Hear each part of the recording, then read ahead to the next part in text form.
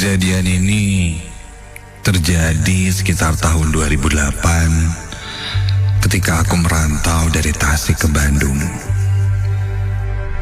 Di Bandung saat itu, aku diterima bekerja di sebuah tempat kuliner yang berada di daerah Cisaranten.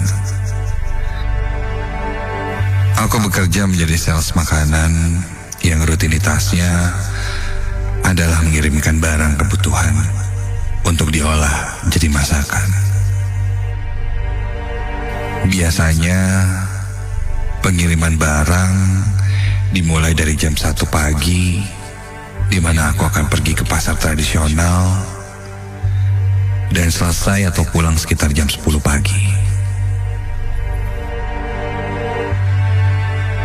Setelah itu barulah aku pulang ke rumah kontrakan yang juga ditinggali oleh teman-temanku sesama pekerja juga.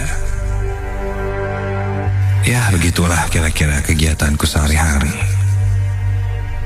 Lewat tengah malam, jam 1 berangkat, jam 10 pagi ketika matahari sudah terbit, baru kami pulang dan istirahat.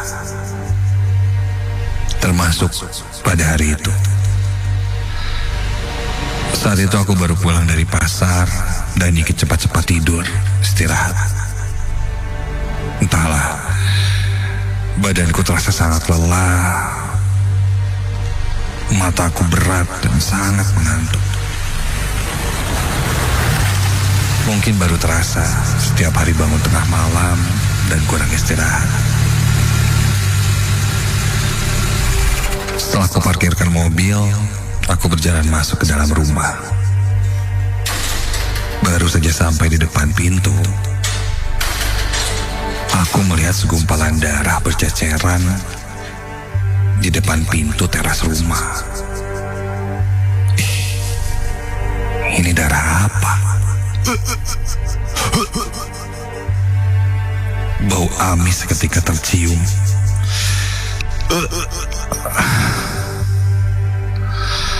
Aku pun berteriak dari depan pintu pada teman-temanku yang ada di dalam. Oi, ini darah apa nih?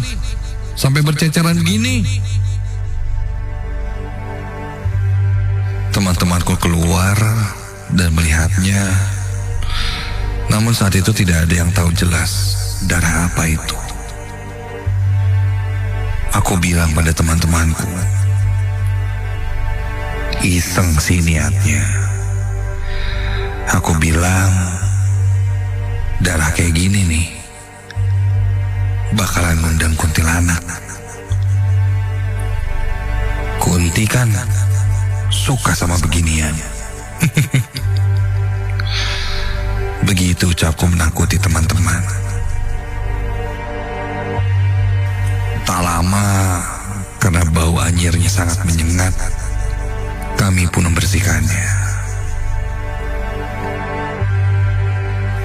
Kalau dari darahnya sih, sepertinya bukan berasal dari binatang. Karena bau amisnya berbeda. Sudahlah.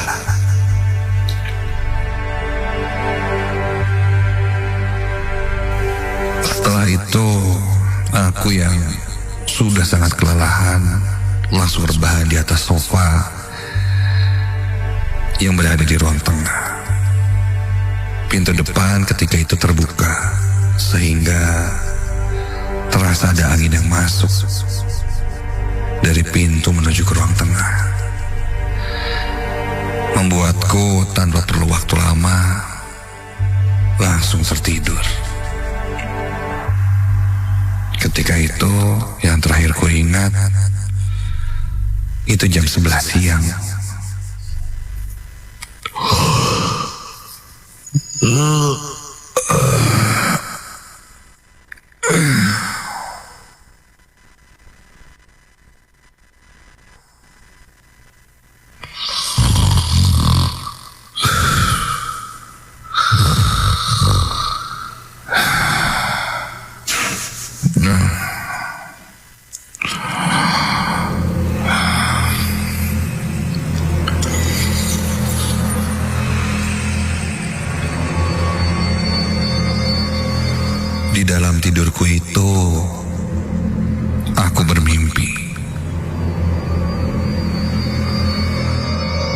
Aku bermimpi terbangun dari sofa di dalam rumah, dan ketika kulihat ke arah pintu, di depan pintu rumahku, aku melihat ada seseorang yang sedang jongkok membelakangiku.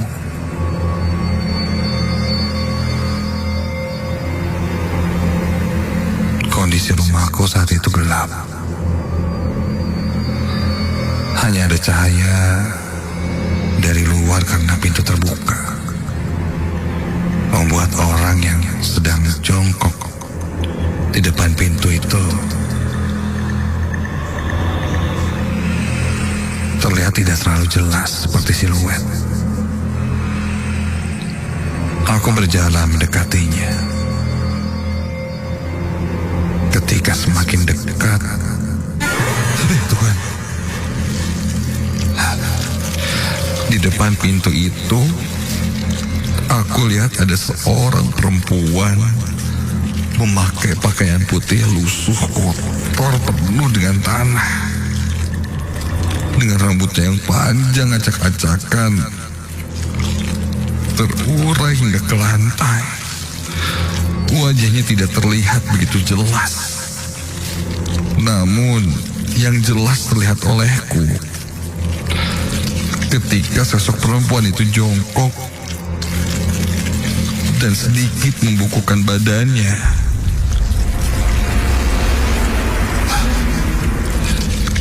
Terlihat menjulur,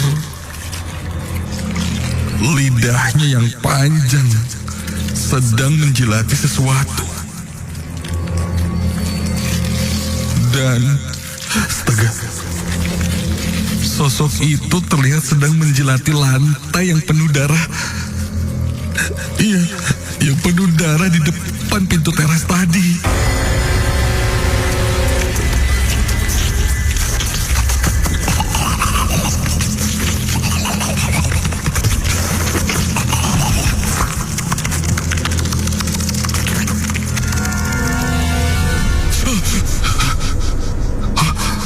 Ketika aku bangun dari tidurku,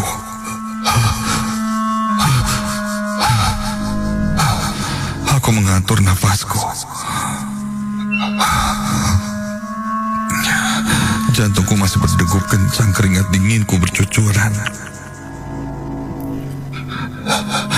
Dan ketika aku lihat ke arah pintu depan, sosok itu sudah tidak ada.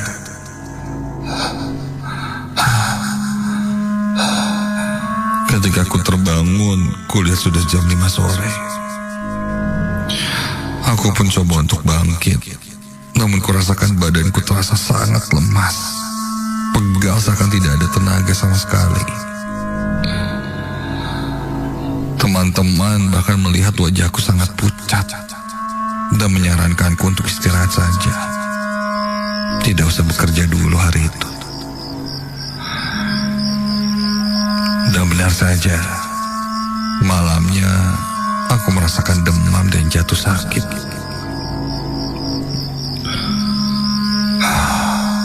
Lewat jam 12 malam, teman-temanku sudah bersiap-siap untuk pergi ke pasar.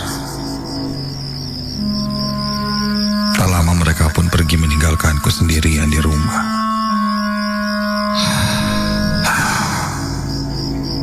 Sialnya, karena siang tadi aku tidur cukup lama. Malam itu aku jadi terjaga, tidak bisa tidur. Bahkan sudah minum obat pun, aku tidak bisa tidur sama sekali.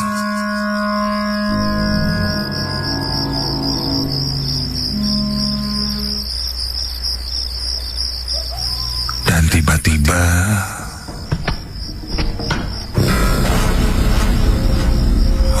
ada suara yang terdengar dari atas genting rumahku. Seperti ada yang berjalan-jalan di atas genteng. Jika kucing suaranya tidak akan stop dengar ini.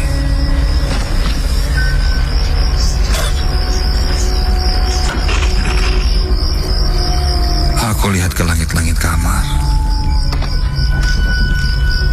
Ku susuri, ku ikuti suara,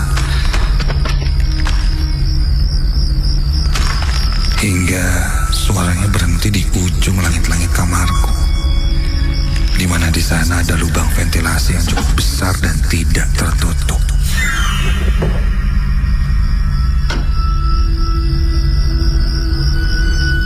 Mataku kontan menuju ke arah ventilasi itu, yang berbentuk persegi, kurang lebih ukuran 50 kali 50 cm.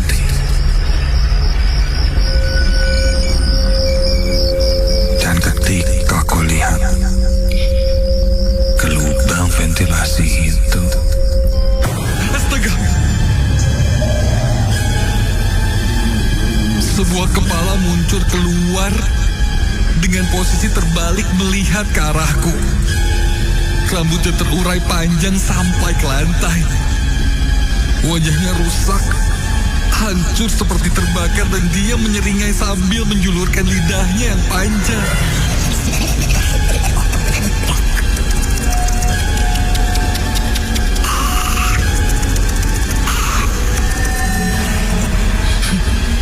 Seketika aku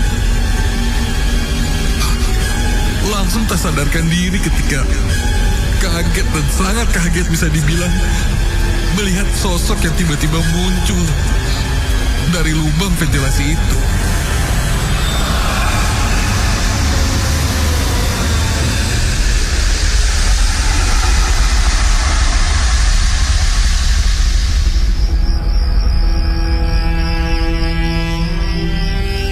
Di dalam ketidaksadaranku, aku bermimpi melihat sosok perempuan atau kuntilanak itu melayang-layang di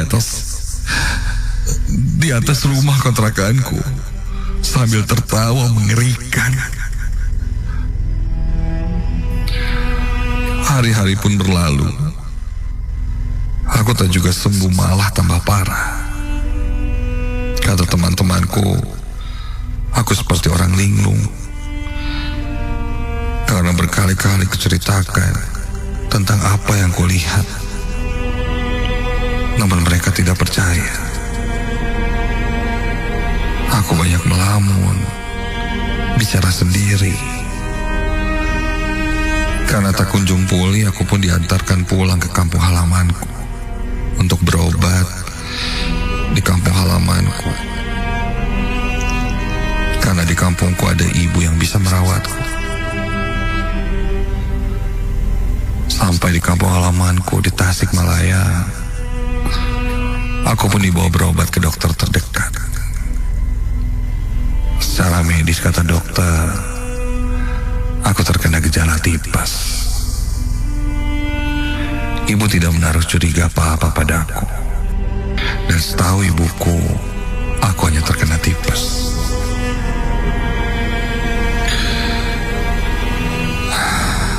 Malam itu pun aku tidur di kamarku setelah sekian lama. Ibu merawatku, menemaniku makan malam, mengingatkanku minum obat, dan aku pun siap beristirahat. Begitu sampai di kampung halamanku, aku merasakan jauh lebih tenang. Karena bisa meninggalkan rumah kontrakanku, yang dimana sosok penunggu di sana menggangguku terus-menerus. Mungkin inilah akhirnya. Aku memang harus pindah dan kembali ke kampung halamanku di Tasikmalaya,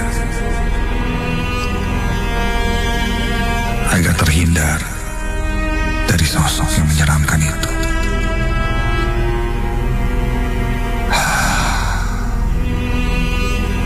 Malam itu cukup tenang.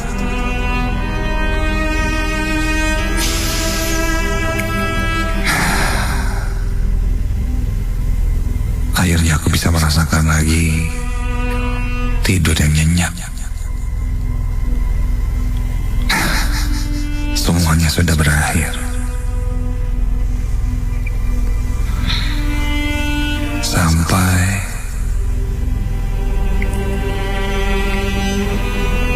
di tengah tidurku,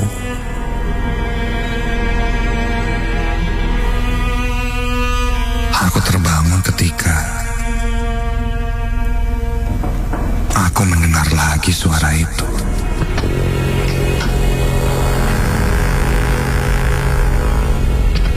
Suara genting yang sama seperti saat aku di Bandung. Kontan aku terbangun. Dan ketika ku buka mataku, Astaga. Benar saja. Di dalam kamarku, sosok perempuan yang sama. Seperti di rumah kontrakanku itu melayang berputar-putar, mengitariku yang sedang tertidur di atas tempat tidurku. Sosok itu terus melayang berputar-putar.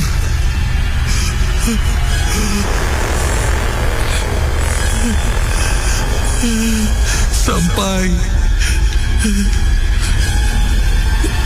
dia pun berdiri tepat di sampingku.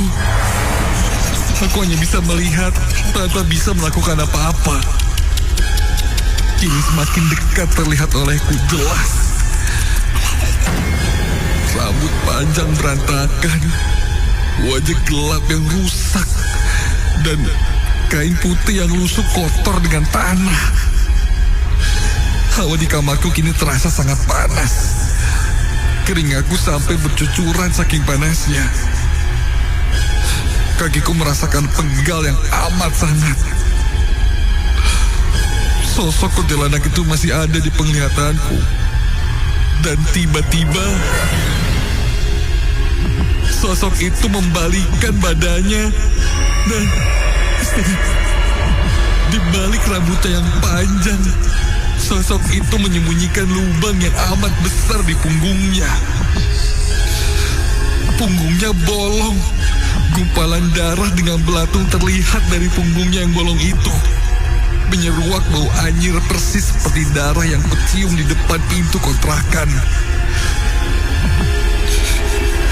Ketika itu pula aku menjerit sejadi-jadinya.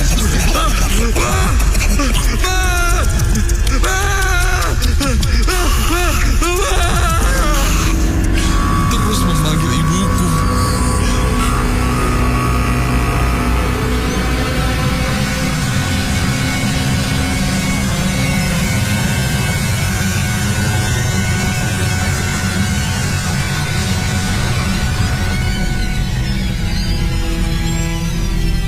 Dan tak lama ibuku, adikku langsung membuka pintu kamarku.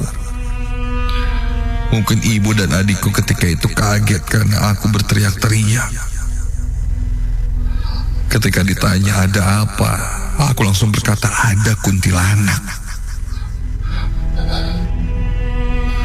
Begitu kataku sambil menangis ketakutan. Aku pun langsung diajak ke kamar ibu. Dan malam itu, aku tidur di kamarnya. Singkat cerita, keesokan paginya ibu membangunkanku. Dia bilang, mau pergi ke tempat Pak Ustadz untuk minta tolong, berobat, kata ibuku. Sekitar jam 2 siang, ibu pulang. Dia membawakan air putih dalam kemasan botol yang katanya sudah diberi doa. Aku disuruh minum air itu sampai habis dan ada air yang lain yang harus dipakai untuk mandi. Katanya sosok yang menempel di tubuhku itu cukup berbahaya. Namun untung buru-buru langsung diobati. Kalau tidak, katanya bisa-bisa aku menjadi orang gila, orang linglung.